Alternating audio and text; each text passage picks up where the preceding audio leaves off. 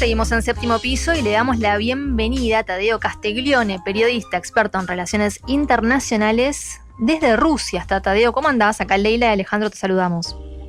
Muy buenas tardes, Leila, muy buenas tardes, Alejandro, y a toda la audiencia. Como siempre, una gran alegría. Igualmente, Tadeo, gracias por el tiempo. Queríamos hablar un poquito acerca de... Son varios temas los que tenemos para comentar el día de hoy. Si te parece, arrancar por lo que fue la contundente victoria electoral de Lukashenko. Obviamente esto no tiene mucha repercusión en Occidente, pero son elecciones importantes que se dieron en Bielorrusia y, bueno, que fueron aplastantes, ¿no? 86%, casi 87% del voto popular fue hacia el actual líder Alexander Lukashenko, y también un dato que no es irrelevante es la participación, sobre todo. 85,70% del total de los incluidos en las listas de votación fueron a ejercer su voto, y de ese 85%, casi el 87% votó a Lukashenko. ¿Qué decir respecto de esta victoria, Tadeo?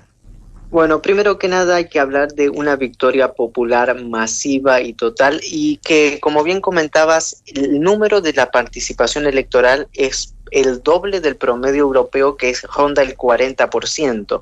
Es sumamente interesante que en aquel país europeo que desde Occidente se habla que es una dictadura, pues el pueblo es mucho más consciente en la hora de realizar el voto que en aquellos países, entre comillas, libres y democráticos. Es un punto sumamente interesante, pero es un punto interesante que también habla respecto a lo que ha significado el gobierno de Lukashenko interno para Belarus, en medio de toda una zona convulsiva en los cuales tenemos una Ucrania sumida en décadas de pobreza, de corrupción, en guerra, países del Báltico, países como Lituania y Polonia, fronteriza con Belarus, que exaltan un extremo nacionalismo y la cancelación cultural y olvidarse de la historia. Bueno, Belarus es la fortaleza de Brest, aquella fortaleza que se negó a rendirse delante de los nazis y que tiene una memoria histórica muy presente. Creo que esa conciencia de los tiempos antiguos, del sufrimiento del pueblo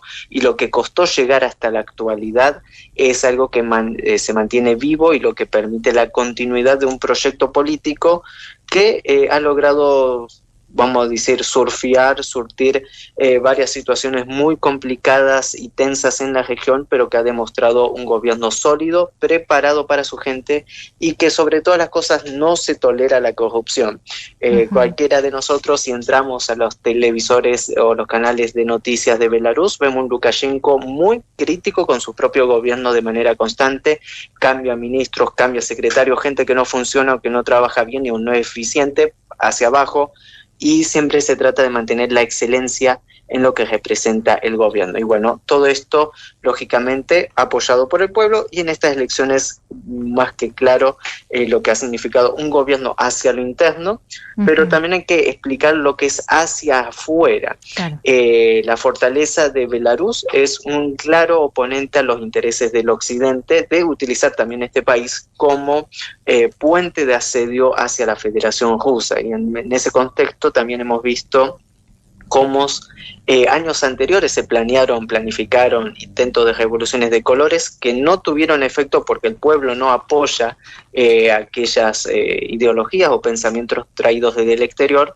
y que, bueno, aún así se mantiene, vamos a decirlo, esa tensión interna de los intentos de desestabilización constante en contra de Lukashenko. Pero bueno, creo que esto es un importante respaldo popular que es importante tenerlo en consideración. Totalmente. Tadeo, te pregunto por la relación con Rusia, y comentabas algo. Bueno, se sabe que dentro de poco va a llegar el nuevo misil hipersónico ruso, el Oreshnik, también a Bielorrusia. ¿Cómo es esa relación entre estos dos países aliados? Para Rusia es clave, ¿no?, que haya un gobierno más que aliado que no genere un problema de seguridad para la soberanía rusa.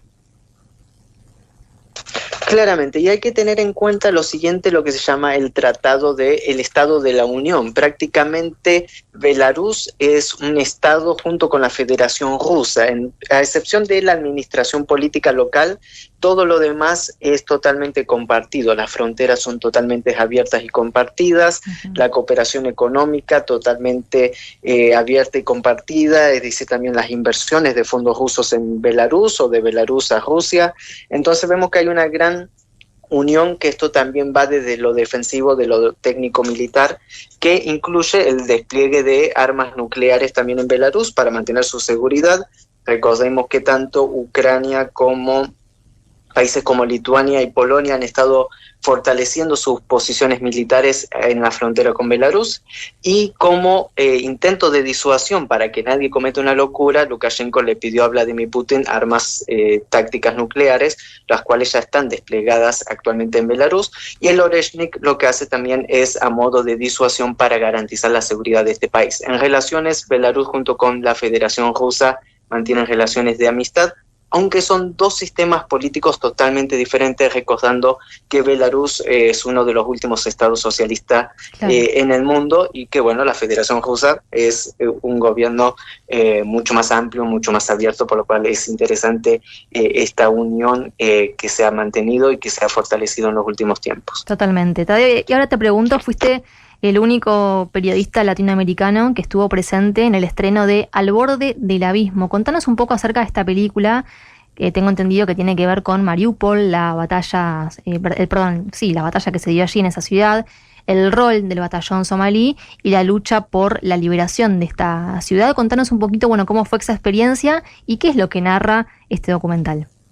Bien, estamos en un documental que habla sobre el realismo documental. Es uno de los pocos trabajos filmográficos que resalta esto que anteriormente se llamaba cinéma vérité en francés, o cinema o cine de la realidad, pero ahora con un toque desde las nuevas tecnologías. El documental es 100% con hechos verídicos, con 100% de hechos reales, en los cuales dos corresponsales de guerra filman prácticamente el avance metro por metro de las unidades de el batallón somalí en la liberación de la ciudad de Mariupol. Pero ¿qué es lo que se destaca en este documental? Bueno, principalmente lo que significó la violación de todos los acuerdos de reglas de la guerra por parte del régimen de Kiev, por parte del régimen ucraniano y principalmente por el batallón nazi Azov, el cual controlaba la ciudad de Mariupol, en los cuales no entregaron la ciudad cuando ya estaba sitiada,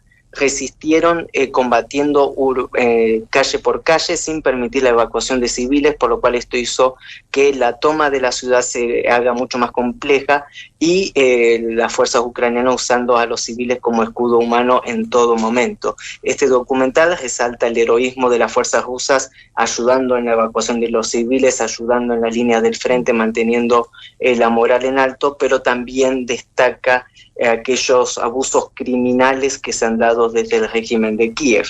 Pero hablando con varios de los productores y demás, algo que hay que destacar es que nadie puede acusar absolutamente de violaciones de derechos humanos o de crímenes de guerra a Rusia, porque Rusia mantiene registro filmográfico de cada unidad militar en el frente, por lo cual es sumamente interesante este contexto que muchas veces se ignora, pero que Rusia mantiene un seguimiento continuo de todas sus unidades, de tal manera que no se puede permitir ningún tipo de abuso, que son aquellas denuncias falsas que de manera continua se suelen publicar. Y bueno, este documental resaltaba exactamente cómo se llevó a cabo la liberación de la ciudad de Mariupol, de aquel tan grande peligro que es el fascismo, y que cada tanto parece asomar la cabeza. Y hay un ejemplo de cómo Rusia, siempre en la vanguardia en la lucha, no únicamente por la Federación Rusa, sino por toda la humanidad,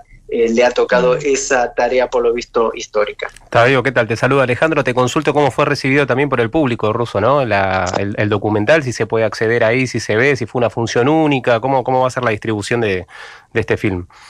Bien, habían 1.600 personas, era por invitación VIP prácticamente, y fue totalmente ovacionada porque incluso en la presentación estaban los héroes rusos del batallón Mariupol, del batallón somalí, mejor dicho, que estuvieron ahí presentes, por lo cual fue algo muy emotivo recordar a aquellos mártires que dieron su vida, como también a los héroes que estaban ahí presentes. Fue algo bastante impactante, ovación total del público, aplausos aplausos y aplausos y aplausos, y bueno, es pasiva. Muchas gracias por la lucha que ellos mantuvieron en todo nivel, por lo cual me parece que fue un gran éxito, con gran presencia de medios de comunicación, con gran presencia de personajes políticos, comunicacionales de todas las áreas, muchos cantantes, muchos artistas presentes, por lo cual vemos que hubo un respaldo en línea general de Rusia, y que esto también incentiva ese, vamos a decir, nacionalismo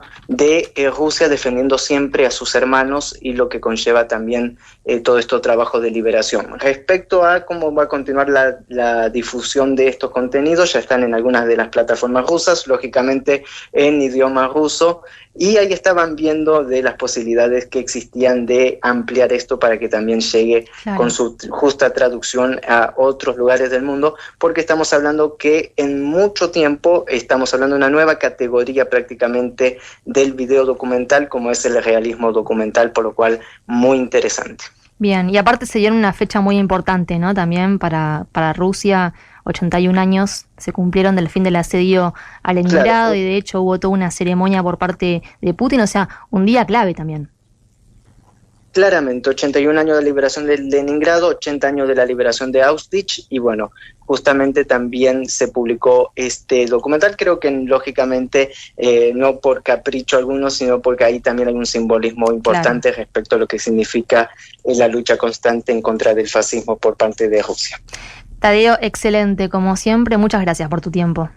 Muchísimas gracias, estimada Leila, un saludo para ti, para toda la audiencia, y como siempre, un compromiso con la verdad, y bueno, fuerte abrazo. Fuerte abrazo. Y pasaba Tadeo Castiglione, periodista, experto en relaciones internacionales desde Rusia. Infórmate de lo que sucede en el mundo. Séptimo piso.